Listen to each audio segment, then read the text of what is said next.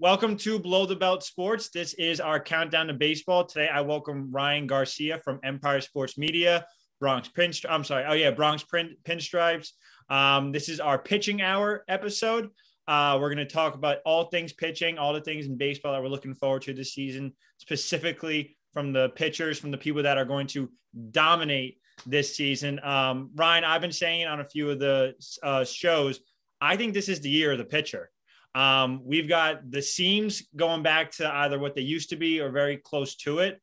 I picked my MVP to be a pitcher this year. I mean, do you kind of have that same feeling? I feel like there's like an awesome aura around pitching this year. Yeah, I mean, I agree that a lot of guys have been mentioning. I think Blake Snell was one of the guys specifically we were mentioning. They feel more comfortable with their breaking ball, and everything is just feeling a little bit better. If the ball's not flying out the ballpark like it was before, home run rates are going to drop. Like, I'm really, really excited to see guys like you mentioned, Giolito. I'm really excited to see him pitch. I think he's going to be amazing this year. Guys like Cole, who have really been victims of the home run ball. I mean, it's going to be really scary to see what happens when guys who their only flaw is that home run pitching or that home run issue. And that home run issue is gone. It's going to be really scary to see what they can do. Yeah, I mean, you mentioned it. I mean, I didn't even think about the fact that like the balls are not going to be flying off the bats like they used to. I was more thinking of the fact that like now like the seams are a little higher, you're going to get spin rates going up. And you're going to get people who can move the ball more. Like two seams, I was saying, are going to be looking like a lot like grosser this year. Nola's looks fantastic yesterday. Nola's looks like disgusting. Like it is moving like a full plate. Like, like literally the full home plate, it is moving over. So I think you're going to see guys like that. You're going to see guys like Cole. You're saying just kind of have these like years where like they've been like pitching really well so far. And I think that you're only going to see like stats that are just so much crazier already. Yeah. And also on top of that, it's not even just like the idea of like there's of just their spin rate going up, but their how much spin they're using towards movement. Like a certain stat on that they introduced on StatCast. I think they only have it for 2020.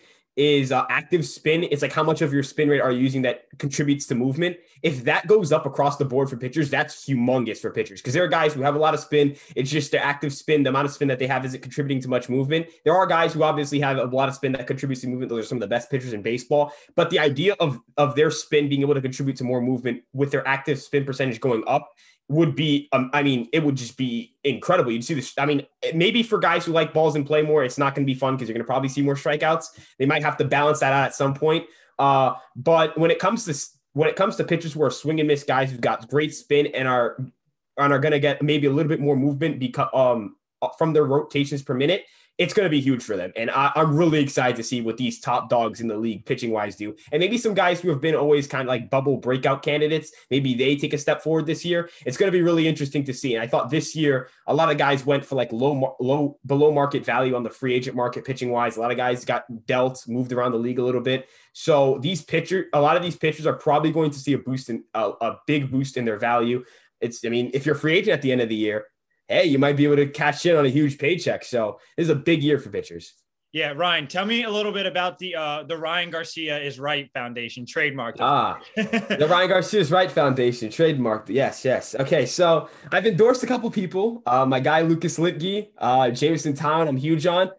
Even though he didn't get traded here, I was a huge Joe Musgrove guy. I was pushing for him all off season. The Yankees were interested in him. They didn't get him. They got Town instead. Musgrove went to San Diego. And I mean, they're going to just have like, 5 or 6 guys who are just going to be absolutely nasty. They got Mackenzie Gore coming up soon. I mean, it's incredible. And I think guys like that, who no one really talks about, or people don't really think are additions that make you a championship contender or World Series team. Those are the pitchers that are going to be the most intriguing this season. Everyone looks at, the Dodgers got Trevor Bauer. That's great, and I think that makes them a much better team. But moves they made, like I think they got a reliever, Garcia from the Marlins. Yeah. Moves like that are going to be moves that make your organization from a great, being able to buy all the talent in the world to being able to develop talent and constantly pump out World Series teams year after year after year. And that's going to be huge for the league. So for the Ryan Garcia's Right Foundation, it's all about looking at guys like that, picking them up, pointing them out, saying, that's my guy. And at the end of the season, I will be right about this guy. This will be a guy everyone's going to want at some point, and I'm going to be the one starting it. Let's go. I love that. And when you talk about the Yankees rotation specifically, is there someone that like really excites you? Like, I know like you're a big Tyone guy, but is there like, is it him, or is he the guy that like kind of like stands out above the rest, or is there someone else who you might kind of feel like super excited about when you look at their rotation specifically? Well, Town obviously excites me, but I'm going to go with a different pick other than Town just because I think that's kind of a cop out. I've talked about him so many times. But based on spring training, Herman has done something that I did not imagine him doing, which was if you look at the batted ball data and the launch angle against, he's giving up way less fly balls than he did before. He's become a kind of more of a balanced pitcher with his changeup now. His changeup looks a lot better. It's generating more ground balls and swings and misses. So instead of him just getting pummeled on the fastball and only really having a great curveball, and that's his pitch mix, he has a changeup where he can kind of pair it with his sinker, get a lot of guys to hit softer ground balls or even hard ground balls, but right at the infielders. Because I mean, the Yankees infield it's not much better defensively than the outfield, but you'd much rather with a guy like Herman, him give a hard ground ball to the second baseman than give a hard fly ball to right field, where that thing is going to go out of there no matter what. A fly ball to right field, it's an instant home run, basically, in Yankee Stadium. I think the home run to fly ball rate's like 45% or 50%. It's crazy. So seeing Herman give up more ground balls makes me think that if he can continue working if his changeup is what it's been looking like all spring, then he might be someone who breaks out. I love Davey coming into the offseason, and I was big on Davey being the fifth starter, but Herman being able to limit those fly balls is going to be huge for him. If he can do that, and with obviously the ball's a little different, the ball might be a little weighed down a little bit. So less home runs naturally based on the ball, but less home runs based on his new changeup. It's going to be something that I think is going to be very important for the Yankees and something that could be huge for them. Yeah, I know. I totally agree. When you look at a stat, you're kind of talking about ground ball rates and things like that. You've been talking about rotations per minute. When you talk about like metrics, or when you look at like stats, is there one that like you always like kind of point to as like what's a measurable for a pitcher? Like the old adage used to be batting average. People used to just lean with batting average against, or whether it was for hitters, batting average, they're obviously what it is. Or we used to look at ERA. Obviously wins are not really as indicative as they once were. I think people have learned that over the years with Jacob deGrom, and even like Felix Hernandez back in the day when he had his Cy Young year. Is there a metric that like you fall back on? You're like, okay, this is what I want to look at to really measure a pitcher. I don't think there's one, because this is kind of a debate in pitching communities is like, okay, ERA estimators, things like xFIP, Sierra FIP, like those are great, and not all of them are great. FIP isn't particularly awesome, but they're considered like, okay, we can use this and compare it to ERA, and that's what a pitcher actually is. But like the correlation with with peripherals and like future ERA isn't really amazing. It's not terrible, but it isn't amazing. So then the idea becomes, okay, do you look at stuff? And when it comes to looking at stuff, as I mentioned, with rotations per minute, not every pitcher has all of their spin utilized for generating actual movement on their pitches. So some of their spin just isn't fully utilized. And, you can have a guy like Dylan Cease has great stuff, but he's been atrocious as a major league pitcher.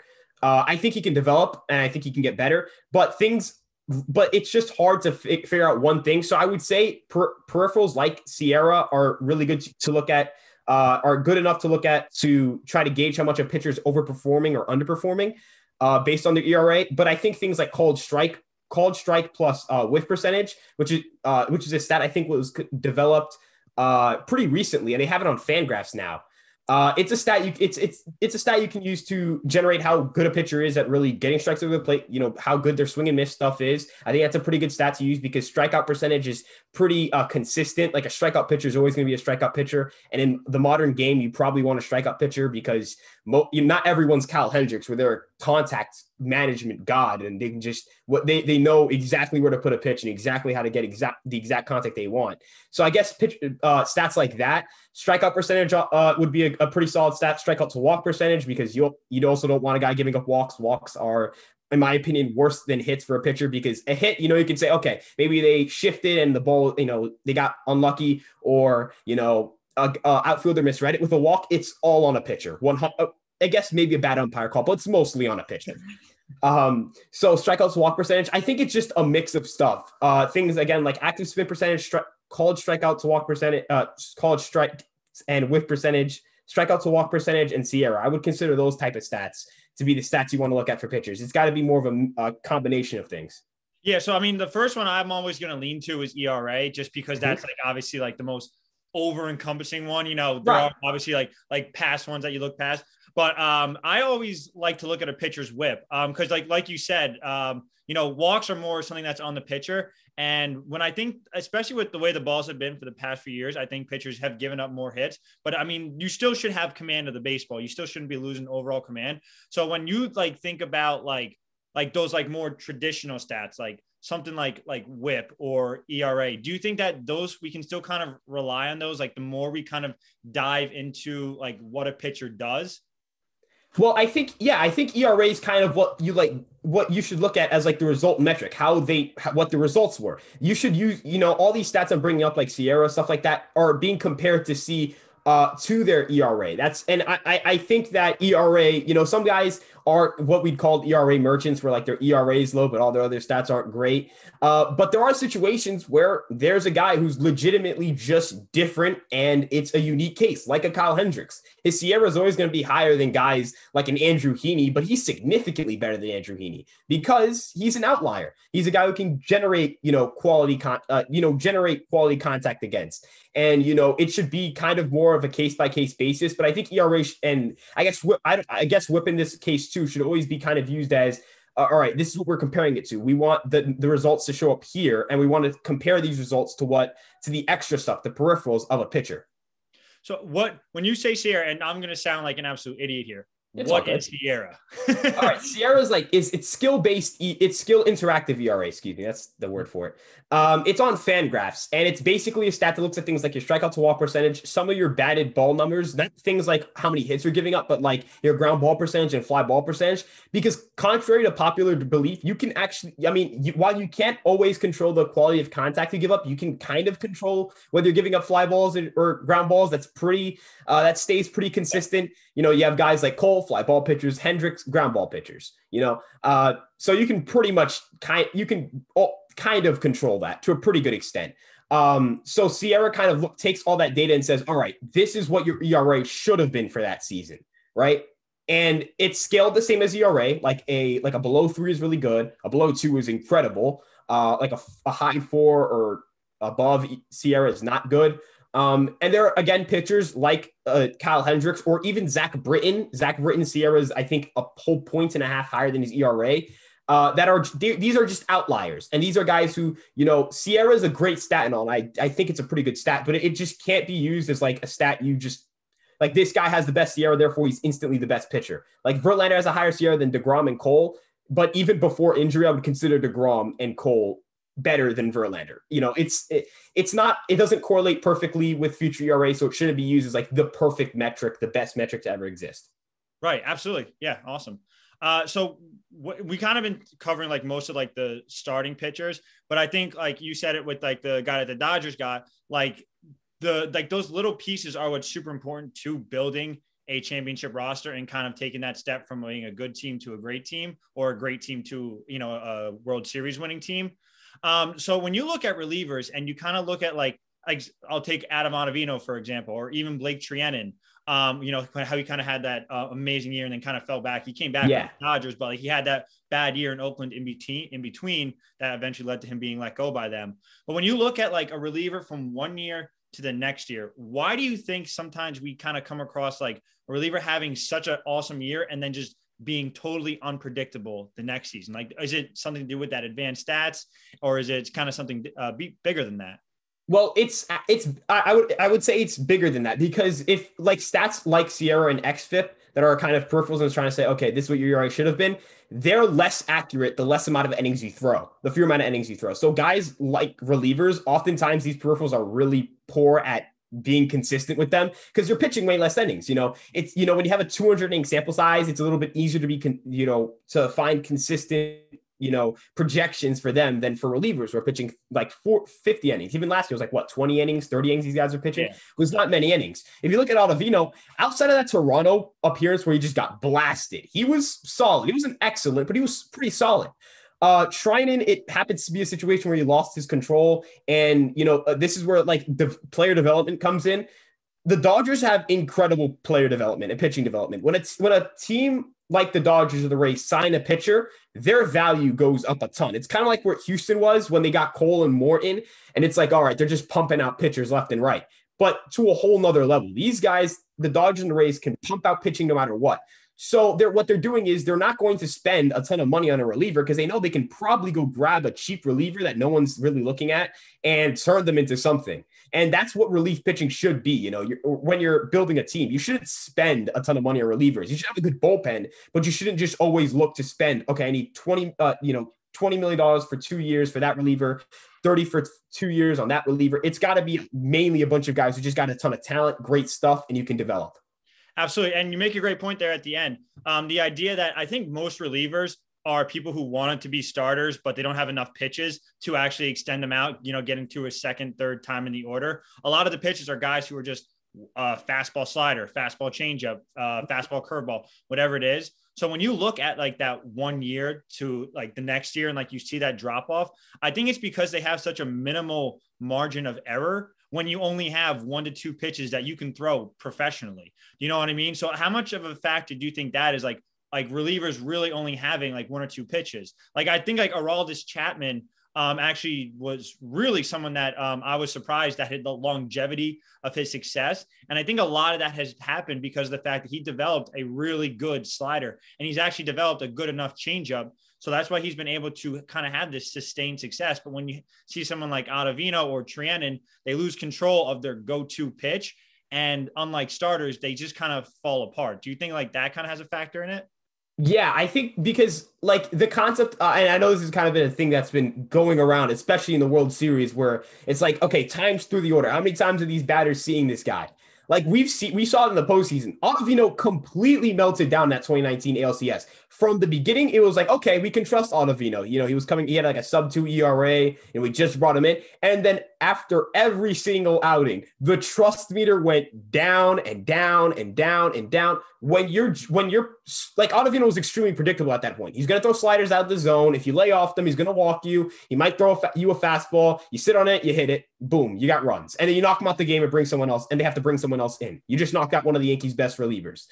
And I mean, when you only have 1 to 2 pitches, the times you can see a guy through the order or the amount of times you want to see a guy within a certain week, it's very, very small.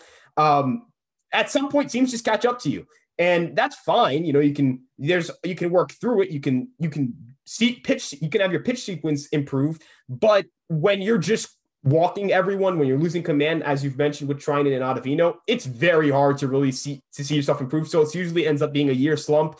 And then you gotta basically start from scratch and figure out what went wrong and try again next year. That's really it for relievers. You don't get so many opportunities. Yeah, and you make a really good point too. I know I keep saying that, but you just know so much about pitching. I'm telling you, all these. I thought I knew about pitching, but you got so many of all these metrics and everything like that. You just take such a deeper dive into it. Like the more you look into it. But what I was going to say is like you talk about like the confidence of a pitcher, and like what kind of role that plays when like you were saying how Ottavino, like they were relying on him, but the confidence meter goes down and down and down. And when that happens, the zone gets smaller and smaller and smaller. And then teams will put you harder to grip, you get sweaty palms. Like it's these 10 million different factors that go into your head as a pitcher. So no, you make such a good point with that. Like not even like just Ottavino itself. I think sometimes Chapman, who seems like a very confident guy, I keep referring to Yankees just because we do watch them the most. Yeah. Like someone like Chapman, when his fastball isn't going, I think he looks confident, but in his head, he's like, I have no idea where this ball is going. You know what I mean? So like, that's such a big factor when you talk about pitching, and you almost got to throw metrics out the window and just be like, okay, let me get this ball over the plate. And then another thing is, I mean, relievers have a much shorter leash than starters. Like starters, it's like, oh, this is a reclamation project. Let's throw $10 million at this guy and bring him in for a year. Like Kluber is a reclamation project. He got $11 million. Ottavino got shipped out with a prospect and said, take him. You can have a prospect, just take him. We don't want him anymore. Yeah. Like Darren O'Day came off a fantastic season, but the Braves like, no. And the Yankees like, here, here's like $1 million. Come pitch for us. Yeah, relievers just have such a short leash. So when you're not performing well, the amount of outings you're getting are limited. And at that point, you're usually probably going to go to another team. And I mean, I think a lot of this has to do with like a lot of these things have to do with organization, like the organization, like Sonny Gray. We're using a lot of Yankees here, but I think we just we've watched this. Like Sonny Gray clearly wasn't going to work as a Yankee because Larry Rothschild was a horrific pitching coach. The dude could not work with these guys. The Yankees had to come in and like they had to intervene with him when he was trying to mess up Paxton, and that's why he got better in the second half. Because some teams are just not looking at enough data and are just not getting better. And so when these organizations fail to develop these players, other teams just poach these fantastic players and add them onto their roster, and they end up having incredible teams or incredible rosters and make a World Series run. That's the difference between the Yankees and the Astros in 2019 and 2017. Well, the Yankees in 2017, they just weren't that great of a roster. I mean, we were playing with house money. But in 2019, I mean, the Astros could realistically pump out any pitcher they had in their organization that was major league ready, develop them pretty well, and have them pitch. They brought in Cole. They bought pretty low on him, and they brought him in, and he did well. The Yankees weren't willing to, deal a guy like Chance Adams, so they ended up messing up to go get a guy like Cole because they were not able to bring in starters and develop them. That's what they're trying to do with Town and Kluber here. We can bring in these two guys and develop them. And if it succeeds, then they're going to have something that they can sustain for an extremely long period of time. But when you're an organization who can't do that and you can't do it consistently, you're an organization that's going to flounder. You're not going to do well, and you're going to get knocked out in the playoffs by teams who can do it. The Astros were always going to beat the Yankees in that regard. If the Yankees ever made to the World Series, the Dodgers were always going to beat them in that regard. And in their own division, the Rays beat them in that regard. So it's up to teams to modernize more. And I think that's kind of something the Yankees were prioritizing this offseason a lot. And I'm hoping a lot of other teams are as well. Like the Padres, I think, are doing that as well. Yeah. So when you talk about like the pitching rotation, there really is, unlike hitters, I think that the fact that pitching coaches and the people that are, kind of in that organization in the pitching world, they have such a larger effect on pitchers than like hitting coaches do on batters. Cause yes, there's like approaches, but at the end of the day, like there's, people know what they have to do at the plate. They're more comfortable, just kind of getting to their own swing. A lot of hitting coaches are just like, all right, find your groove. A lot of times with, pitchers, it's like you kind of have to follow a philosophy of pitching. And I think there's not as much philosophy in hitting as there is in pitching, for the fact that like, okay, like my idea, just in general, like my idea is getting ahead and then using a waste pitch.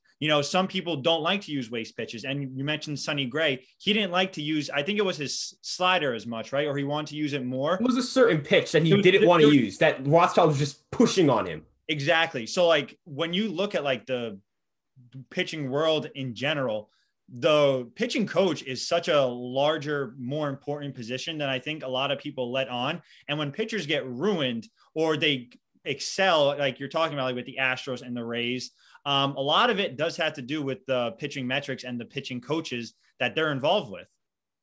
Yeah. And on top of, with hitters, it's pretty clear what the modern game wants. Hit the ball pretty hard. Walk a lot. And this isn't like, like saying hitting's easy. It's obviously not. But just like there's a very clear-cut formula as to what works in the modern game. And there is one with pitching as well, but the difference is like you can work walks no matter who you are, as long as you have if you can develop plate discipline. There are guys like Soto who just have unreal plate discipline, but you can't teach a 99-mile-per-hour fastball, right? Like you can't teach these things. And yeah, if they could, please teach me. Things like, I think this is kind of like an open secret.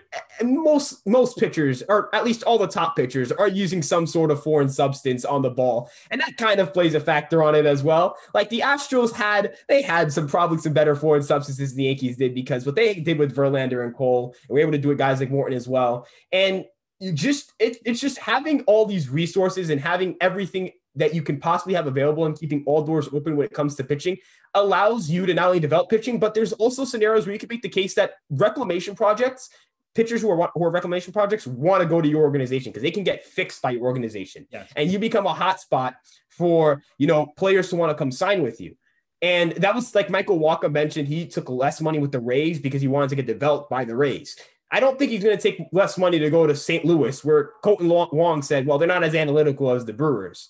Right. Like, I respect the Cardinals organization, but if they don't modernize, there's a pretty good reason why it's been 9 years since they won the title. Yeah. Same thing with the Yankees. I mean, it's been 11 years. You got to modernize, right? You got to grow with the game. And I mean, I understand there are fans who are against it, but fans don't really run the team. So it's not like, that's as important. With teams, at least, it's important for them to continue to modernize. And it's important for them to have coaches who embrace it and don't reject it and outwardly say, no, I don't want to do that. These coaches have to have an open mind. And I think this is why you're seeing a lot of pitching coaches. They're guys who are already established to be analytical guys, or like young guys coming out of high schools who are extremely from high school coaching jobs or lower level coaching jobs who are extremely analytical and are younger coming in to kind of replace the old guard. Like Rothschild got replaced by Blake. Blake is, I'm pretty sure, like 35, 36. Yeah. I know in Chicago, they replaced their pitching coach with a pretty young guy. I think his name's Ethan Katz. These are all, this is just going to be the modern wave. You're going to see a lot of a new wave of pitching coaching where all these guys are either analytical or really young and analytical so that they can build a foundation of pitching development rather than just, all right, let's sign one pitcher to a big contract and hope that, that sticks. Because that didn't work for the Yankees.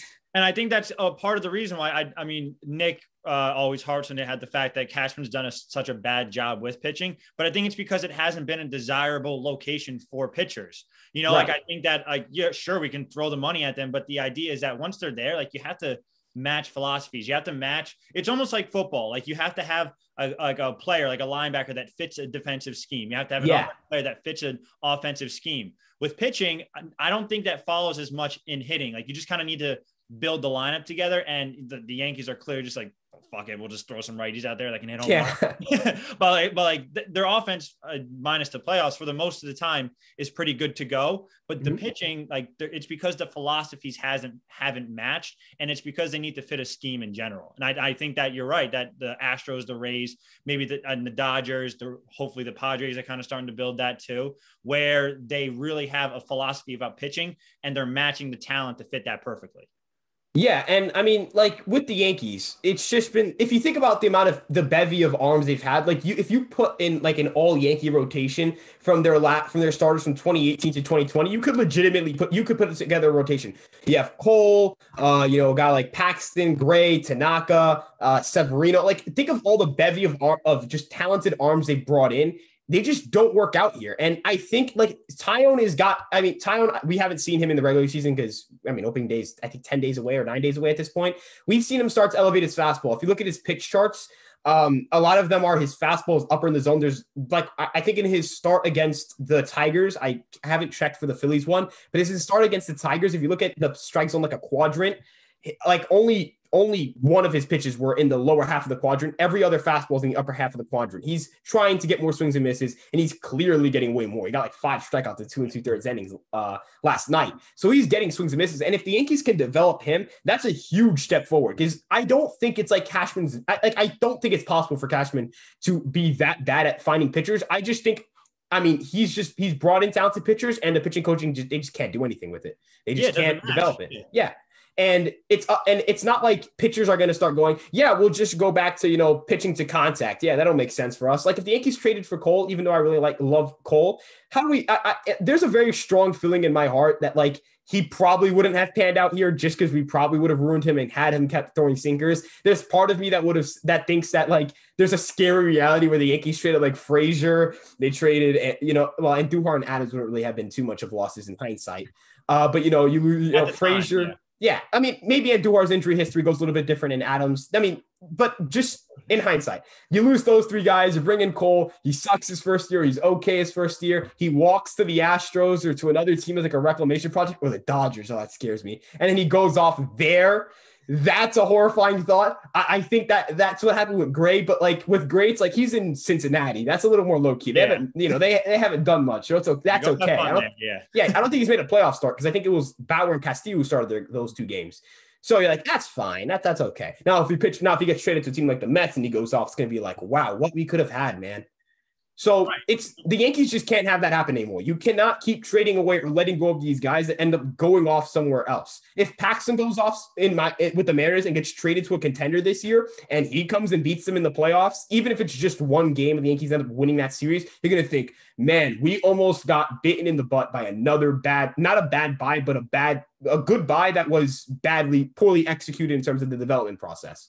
Sure, and you can make all the arguments about injuries and such like that, like Paxton getting hurt. Maybe he would have come together last year. But the idea is you're right that the Yankees just haven't done a good job with not just purchasing pitching in the form of Brian Cashman, but really making them come together and maximizing their potential in a really long time. And hopefully, we can kind of change that going forward. But when we talk about the league in general, is there someone like kind of outside of like the Yankees and Mets world where you're like, when this guy is pitching, like I'm excited. Like I want to watch this guy throw a baseball and see what he can do with it. Is there like one guy that you're like, I love this guy? I don't want to take your guy in Giolito. I mentioned Musgrove earlier. I really love Walker Buehler's fastball. I think it's a great fastball. I think he's really excited to watch. He's also like big money in the playoffs. Like in October, the dude bases loaded, no one out. He just throws fastball, swing and miss. Like I was just kind of looking at. I remember we were coming back home. We were driving from somewhere, and I was looking at my phone to check the game, and I just see fastball. I'm like, he's gonna throw fastball. Like I think that's fun to watch. The dude's just kind of uber confident in stuff. He can get swings and misses, ultra efficient with that fastball. Luis Castillo's got a nasty changeup, so I think that's always fun to watch. Bieber is fun to watch. I mean, it was very fun to watch him in the wild card, but when he's pitching well, it's also fun to watch. There's a lot of guys in the pitching world that just got great pitches, and I'm really excited to see them pitch this year. Hopefully not well against my Yankees, but really fun to watch when I'm watching them from a casual standpoint. So this is my surprise pick. I've been very high on Giolito. I think plus the fact that I know it's not the most all-telling stat, but I think he's going to have a lot of wins, and that's good for like the Cy Young vote. And I think that's going to help him in terms of like the MVP, which is why he's like my surprise pick for the MVP, because I think the White Sox are going to be very good. So like kind of putting that all together. Yeah, I agree. My surprise pick that I actually think that people have been a lot or very down on because of his injury history is Shohei Ohtani. He's looked really, really good this spring, and he's obviously had a lot of rest over the past 2 or 3 years, obviously recovering from an injury, multiple injuries at this point. But I do think that like he kind of looks like he's coming into his own in the MLB. What are your thoughts on him? Because I feel like he's a real outlier in the MLB in terms of what he can do. Obviously hitting from both hitting and pitching, he's an outlier, but like in terms of like his actual, like his ability on the mound, he does have incredible stuff, but he's almost like Kluber and Taillon where he hasn't pitched that much. Like, can he still salvage this potentially awesome career on the mound? Well, I think he can, because I mean, anytime you have a guy who can like not only is he like able to pitch, he throws really hard. He's one of the hardest throwers in baseball. He hits the ball really hard, and he's like one of the fastest guys in baseball. I didn't know that until recently. He's like one of the fast. He's like Mookie Betts fast. Yeah. He's got he can hit the ball as hard as some of the best power hitters in baseball. He throws as hard as he's just incredible talent. And while I think, the Angels aren't going to be able to rely on him to give them, give 180 innings, 200 innings. I think it's going to be more like 100, maybe 120 if things go right. Not because not because he's like not reliable, just because I think they're going to try to limit him. Yeah, I think that's probably best for him. I think what is really telling about him is that splitter looks great and his velocity is there. If both of those things are on, that's just flat out unhittable. You got to, both of those pitches come off very similarly in terms of your arm action. And when you got to pitch, one of them goes up at 100 miles per hour, you got to figure out how to hit that. Good luck to you. And then a splitter that it just straight drops off the cliff. I mean, it's nasty.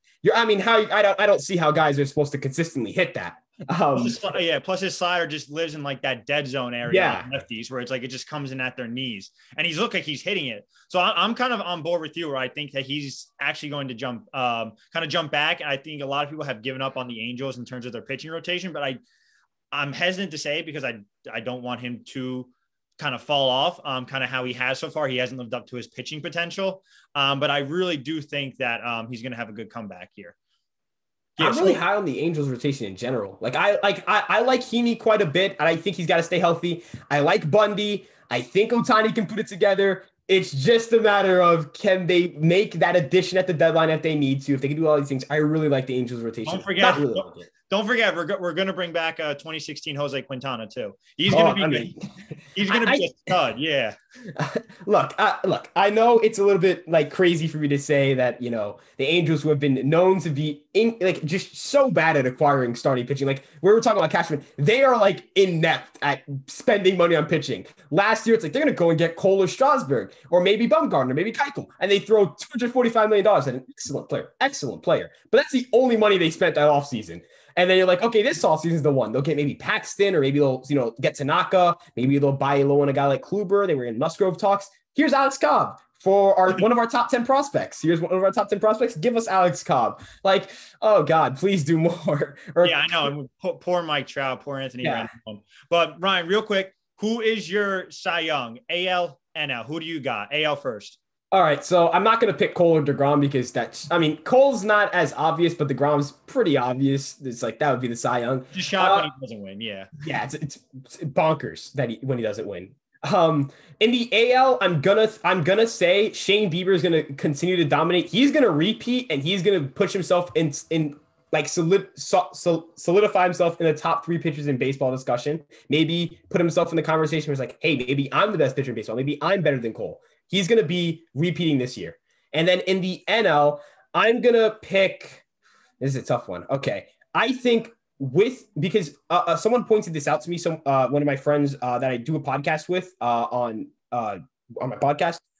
So he mentioned that Luis Castillo's home runs to fly ball rate is pretty high. And he's got really great stuff. He can get a ton of swings and misses. He looked really good last year.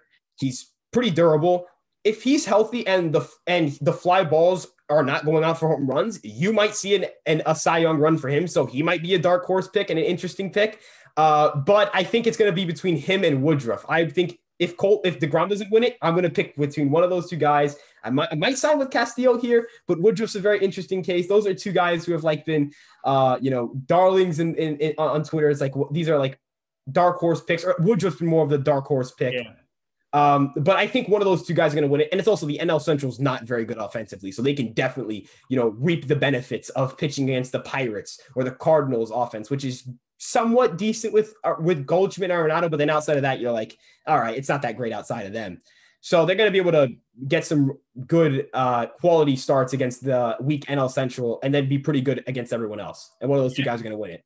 I mean, that surprised the hell out of me. That's the first Brandon Woodruff pick I've heard, but I don't hate it at all. I mean, guys, people forget about this, but he hits like 100 miles an hour, like fifth and sixth inning. Like people don't really realize that, and he does have good secondary stuff. I don't think that he's like in the same world as like DeGrom. No, I don't. Definitely like all those, like even like Jack Flaherty. Like I think like. Well, I think he's more comparable to. I think he's more comparable to Flaherty than Castillo than most people think. I do not think. Like I think as long as DeGrom is normal for DeGrom this year, he's gonna run away with the award. Or maybe not run away with it. Maybe someone has a really good season. But he's going to basically be the guy. But if I wanted to get a little creative, I was going to pick one of those two. I think Bieber's maybe a little bit of a cop-out, but I also am much higher on Bieber than most people. I legitimately think he's got the stuff to be one of the best, if not the best pitcher in baseball within the next season or two. Yeah, no, I agree. And my Giolito pick was the same way. I think it's going to be Cole, but I kind of want to see someone different. I think Giolito is just hitting his peak right now, and he's going to hit at the same time that the White Sox are coming up the top. So I don't hate the Brandon Woodruff pick at all. I just think it's like, whoa, that's the first time I've heard that. I'm kind of in on it. I'm going to watch him now. Yeah, I love the Giolito pick. Personally, I was really down the White Sox for like most of the offseason. And I kind of turned around a little bit on them. And I really love Giolito throughout the offseason. And from his last 2 seasons, he's looked great. He's got great stuff. He turned it around from that horrible 2018. I think that team is a team where it's like, I know that like on paper, their roster isn't better than a team like the Yankees, but they're just they're so young, they're talented. A lot of things, there's a lot of statistical variance with a team like that, where it's like Luis Robert or Robert. I'm not 100% sure. I think it's Robert. Like not pronunciation podcast. We said it all. Yeah, you can get it wrong. I cannot pronounce names. I'm just gonna give you that. Like my name pronunciation is terrible. But like guys like he can hit the ball really hard. He was inconsistent last year offensively, had a really good start to the season, really poor offensively in the second half. Like guys like guys on the White Sox can really underperform their expectations because a lot of those guys are really young. Guys like Moncada or Tim Anderson can be guys who can continue to rake. I know Moncada had a rough year last year. But I think he can bounce back. That team is just going to be really fun to watch just because everyone's so young. And, I think Giolito's like the perfect kind of leader for that staff. When I think of one is like, he doesn't, he's not really like a guy who just talks a bunch on social media. He's more of like a quiet guy. He's pretty. I've seen some like he was like presenting his changeup or some of his pitches like a kindergarten class. That was pretty fun to watch. I think he's a cool guy. He's got great stuff. And he's kind of like, I just feel like he can lead that staff. I feel like he can have a really good year, and I think he's going to be absolutely spectacular. That's why he's my dark horse / absolute leader for the MVP Cy Young. I just find him fun. Like some pitches, I'm just like, that guy's fun. Yeah, exactly. I like how he kind of like short arms it. He gets like that. It's a different motion. So I think he's different, and I think that I think he's gonna have a great year. Not much more to say. Great stuff. Got great stuff too. Great stuff. So Ryan, thank you so much for being on. Just anything you want to promote just before we hop off? So just get it all out. If you are a Yankees fan and you like Yankee content, I have a YouTube channel, Yankees Stat Talk. So if you want to watch that, go ahead. I think you already plugged in all the places I write at, Empire Sports Media and Bronx Pinstripes. You can follow me at Ryan Garcia ESM if you want questionable takes and a guy who's going to overreact to something immediately and have a better take on it later. You can also follow Ryan Garcia's Right Foundation on there. So keep an eye out for that. All right, thank you so much, Ryan. I appreciate it. This was awesome. Thank you for having me on. Absolutely. Pitching Hour. Go follow Ryan on Twitter and everywhere else. All right. Have a good day, everyone. All right. I'll talk to you later, Ryan.